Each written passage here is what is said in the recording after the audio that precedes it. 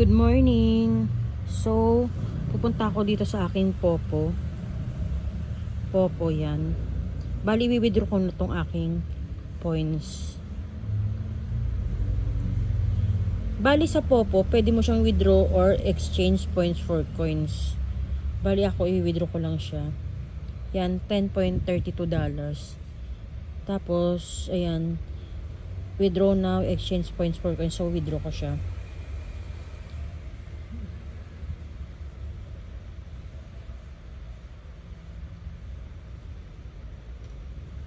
Okay, submit.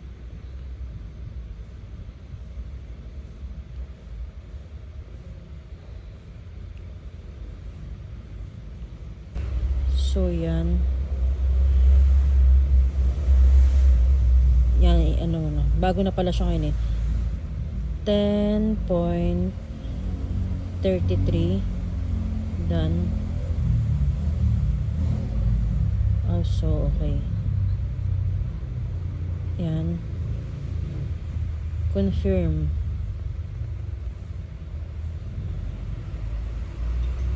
Yan, password. Anong... So, may password na palang inaano. Okay. Submit. Ay, ulitin natin. Medyo maano na pala ngayon, mahirap na mag-withdraw. Confirm. Yung password ko ulit.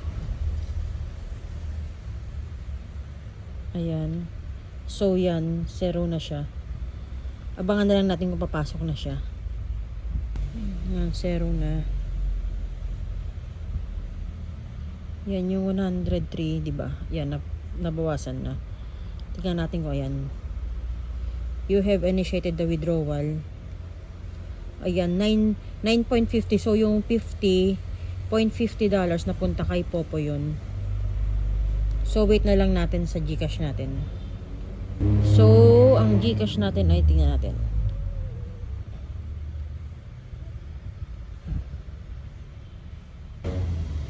So, 9.62 yung aking laman ng aking GCash. Antayin na lang natin ng mga, siguro mga 30 minutes or ano. Wala pa. So, yan. Medyo marami ng ano ngayon, pagbabago itong pag-withdraw sa Popo yan. Check natin.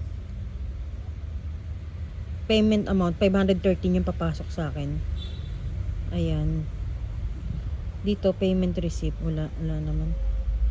Wala pa siguro kasi hindi pa pumapasok. So, wait na lang tayo. So, yun guys. Check na natin ulit sa GCash natin. Yan. Yung ating password. Yun, pumasok na siya. 522. Di ba 9 pesos lang yan kanina? Ayun. Ayan na.